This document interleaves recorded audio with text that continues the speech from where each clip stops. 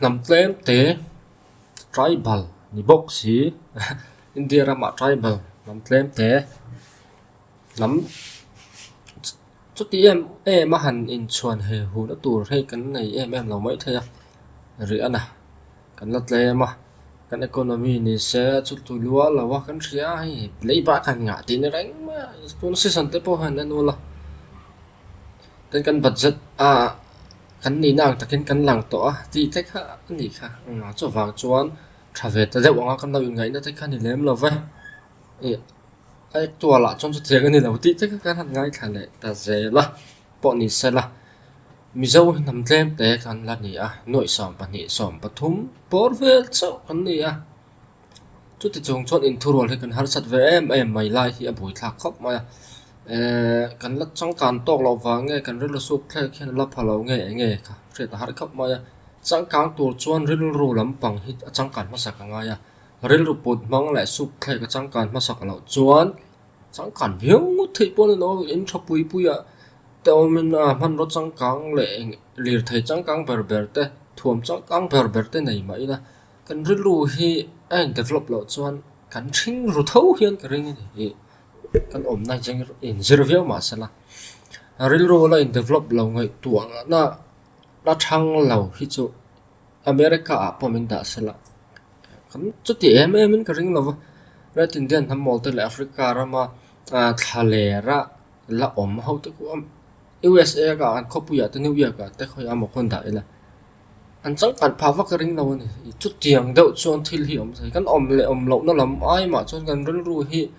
anh xem mà sao cả cái ngày tuổi mong cái thà cả anh develop lại cho anh chẳng cần tắc thay đó lắm mà nên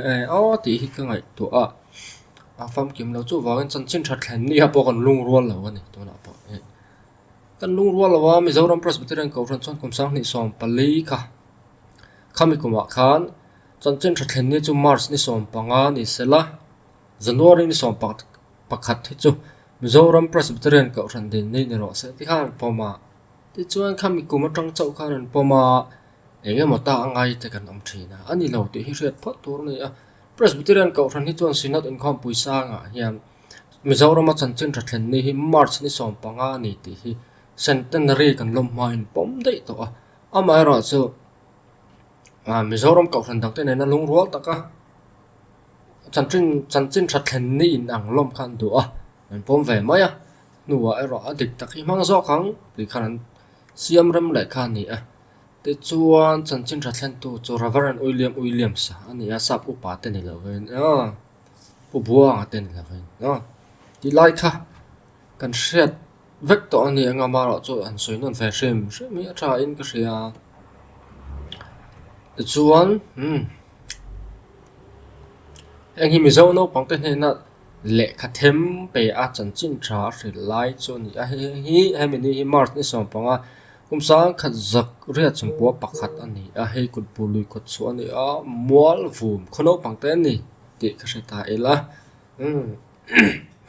son hi an lo ko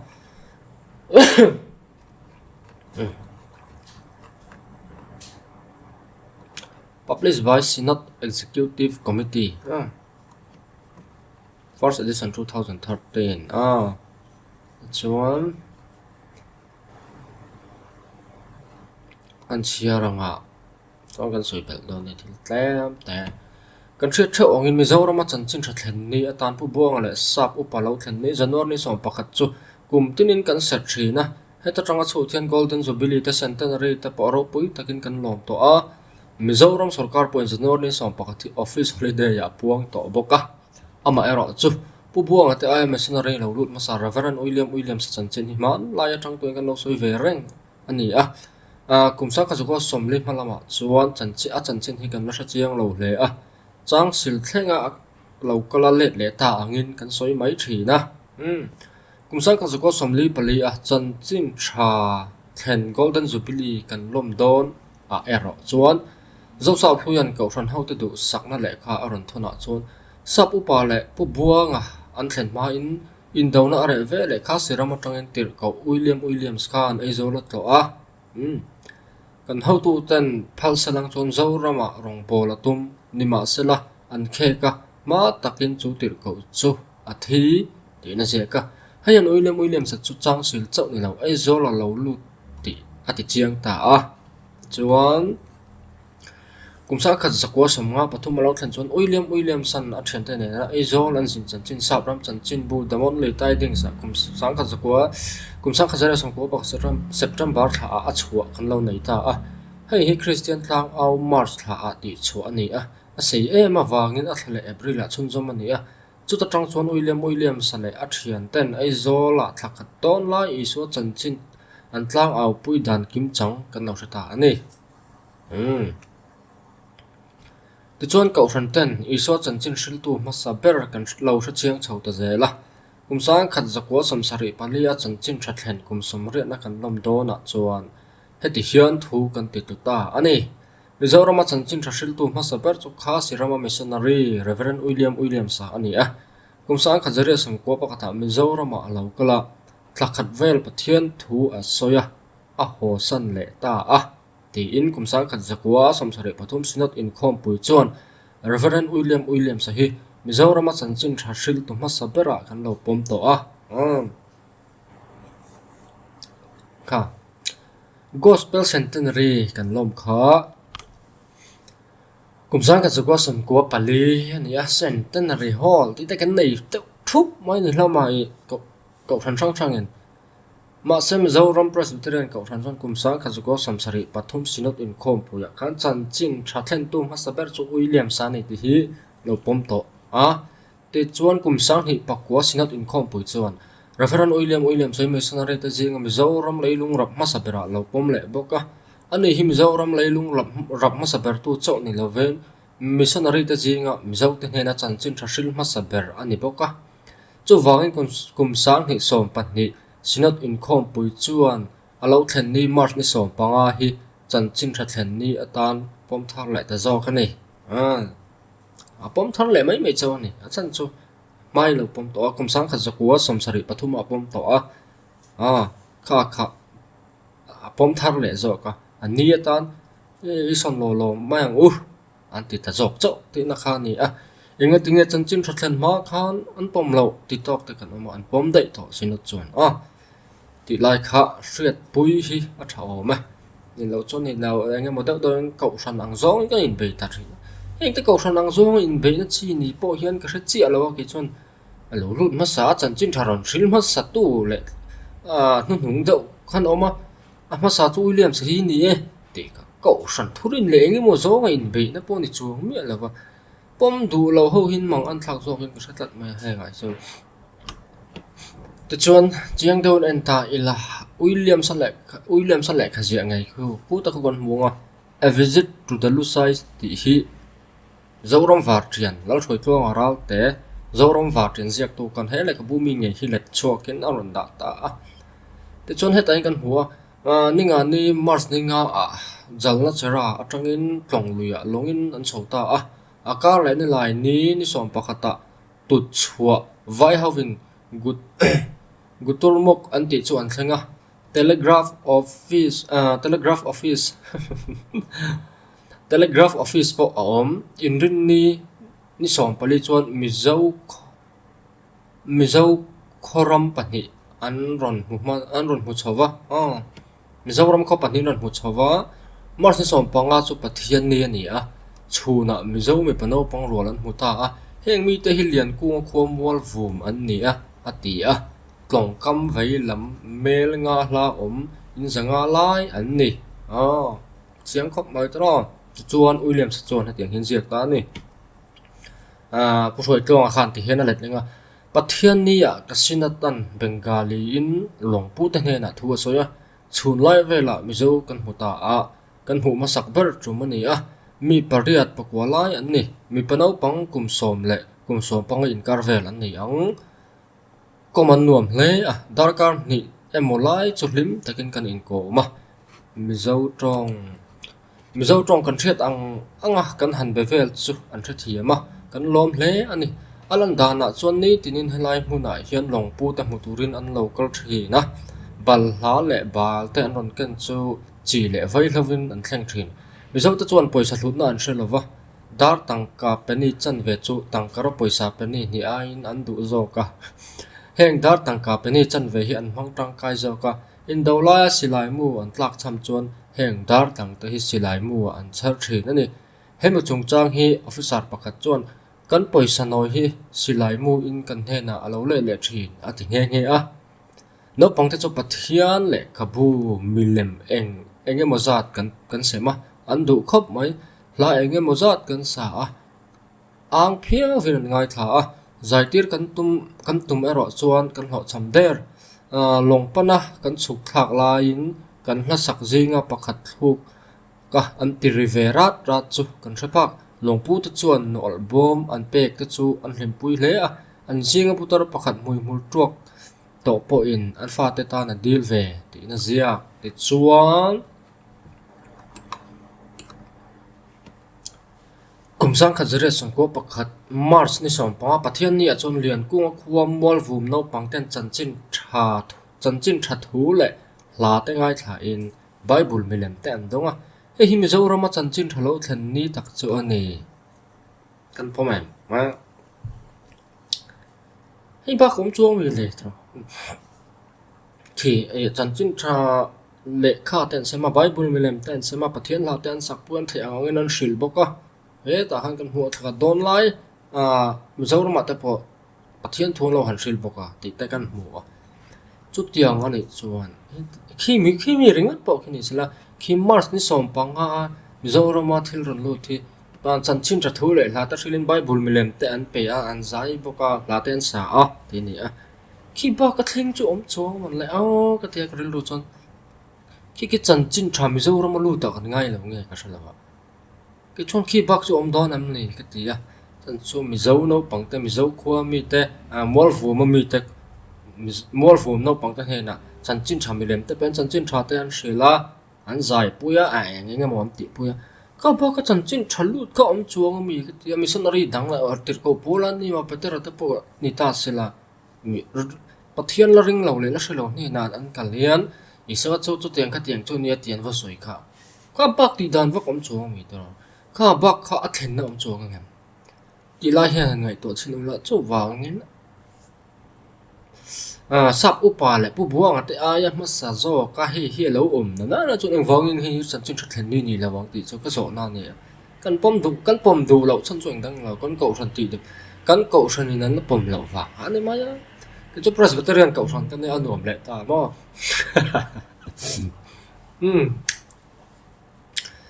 chỗ vàng in cậu rằng in ăn lâu con lòi vàng mấy ní cái gì hết tiền thì in thua lượng dù ông bội hiện cái gì lâu đấy mà kim chẳng đâu là cái chuyện cần độ chọn dâu ram phát triển lót rồi luôn ra tới diện cái lâu chia u lang in lâu crop còn ăn này còn sao hay gì á chọn William sa ziang ngai ania khing te khi arin tla kang ti kha chiang le zuala an le chuak kha nia heng te han pom loi chen khi chanchin thalu ni kan pom lo chon in tin nge chanchin tha chu lu che kan ti a enge mo de takin lu che kan ti nge ka sala ba dang lam ro pui le enge mo de lu che kan ti pani na taka chon pu buang le sap upa te mizoram matlang ka chanchin tha rin ngal chi lo nin lu rual nin le an hu rual mizon hu rual nin an ma ni ngai to po tan re na tu ta eng một ngai to khan boi ni an lu khan chiar ul ron bolton le eng ma chu an ma tanga eng ma nu fe an chawa chu wangin an ni kha chanchin tha pulu to po ngai tai la chan won ni som pakhat an lo thlen ni kha ani lo rim an lo thlen kha chanchin tha ka an rin mi lo reng ani ti te kha history kan share chon kan share kan ase William sai chon a shil nga la bible milam te pe chanchin tha thimong to kino shela pathian ha te sak puya a zai ve turan ti ra chun zai du lo mar chun kal nuwa an hla thu ka enge mon ti ri kan re pha chun zai tur han ti ngon kan hla thu tan thiam la wanga thuk ta ne har san ti nga ten mi zo hla te lo ni lo phei chuan khalai kha bol thak to na kha zai ngot ka chu har sa amai ro chu chanchin tha chu an pulut nge ni ti kha chiang in ka ria chiang kan ti chuang lo ni chuan ing dang wang ma ni lo kan loi na ko sana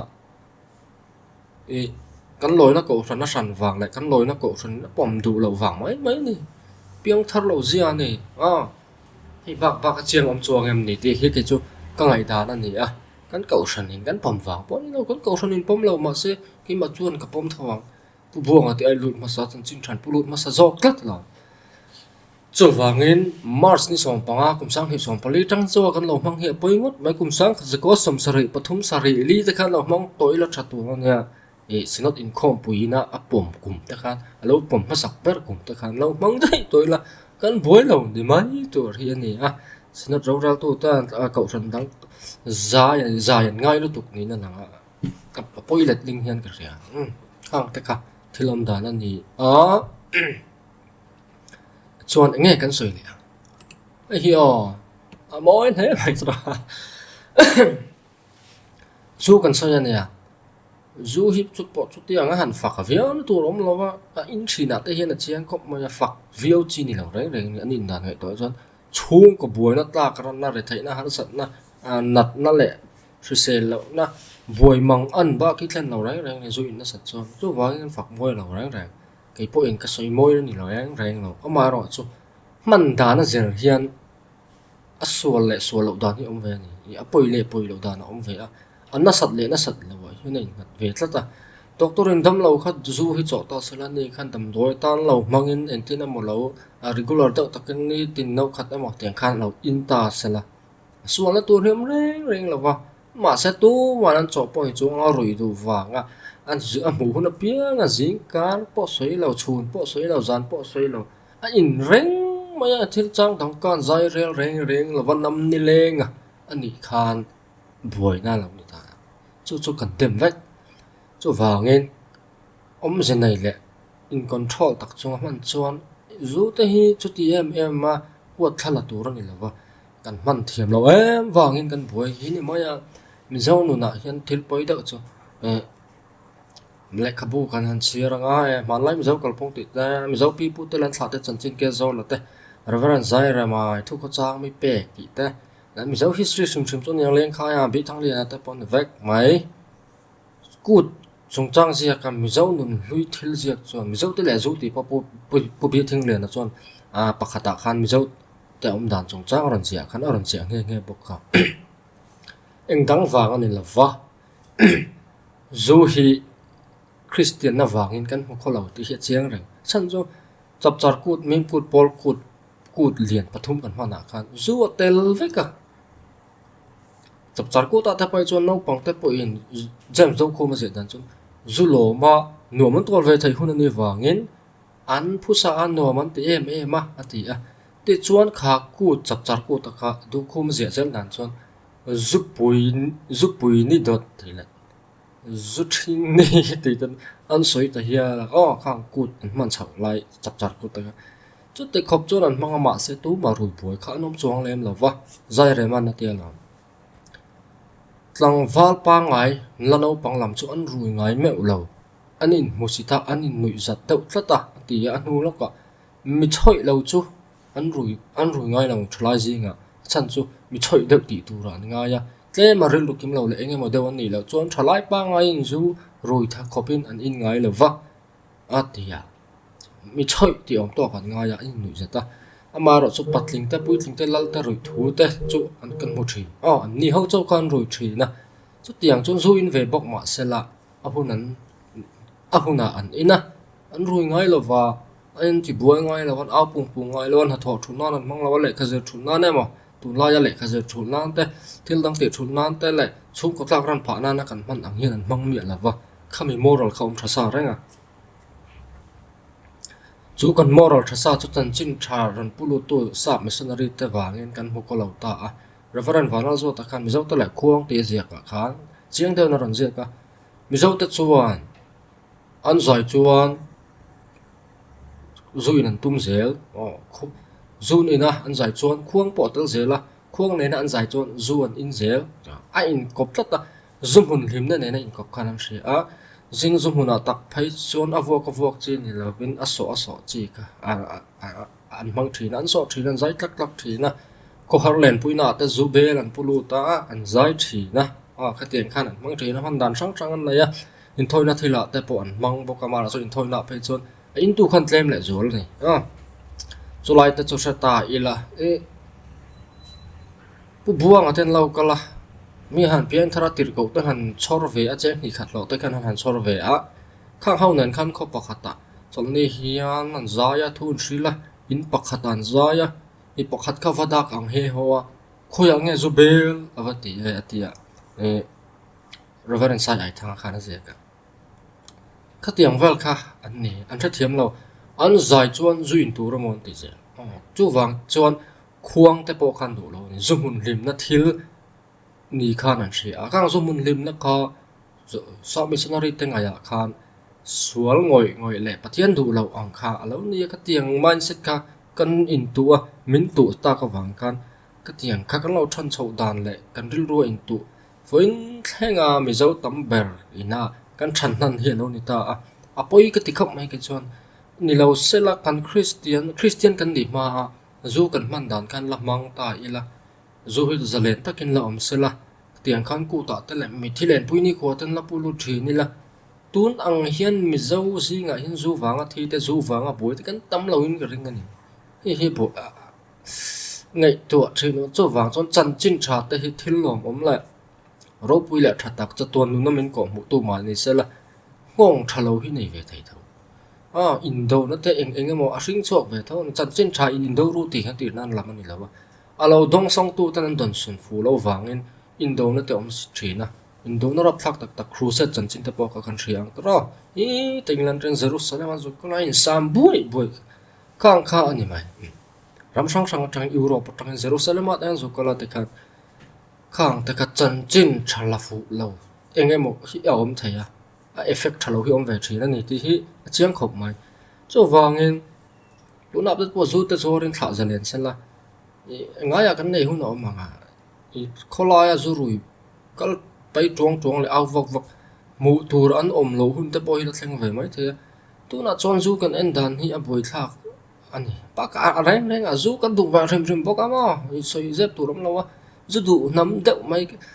deuh mai nam kan ni ve reng bo ka an pang te ta po hi zing tang hi in ta mai thi na kan khu a phei chon thành ở mày rồi bây nghe mà mày sẽ bắt thiên xin chuẩn giản dầm mày ăn rồi làm ăn nấu bằng tết kí ni ai nấu lại cho tao bây gì cái trời hàn in cái tiền rèn khác ăn tắm mấy này có xong à chú vào ăn bầu rồi khi ăn rịp em mấy thì dâu rong hiện du vào đứng ở bỏ hiên xuống của con bối nó sao con phật lẩu sồi mồi tùm vắt chi bố lên lẩu mặn đá nó phụ lẩu em vào lên ông mà rõ chút dù ngay lầu dù đủ mẹ lầu như vậy sẽ tắm tặng bị trào bụi về ngay chân khát cả giản một đôi nó in về dậu trình thể ăn ôm về thôi nhá mà xe hết thì lo ya năm đi lên cái này khách cho nên ăn mẹ lầu khai anh cho thêm mà chỗ vàng in mặn đá nó gì rồi anh nhỉ anh ắt nó sạch lấy nó sạch rồi bôi này ngặt về bốc cả thì tại cái chỗ có rít luôn là thì thấu mà thiếm ta cái mặn đá thì bôi gì rồi chẳng cái sỏi này cái sỏi nó lại sáng thế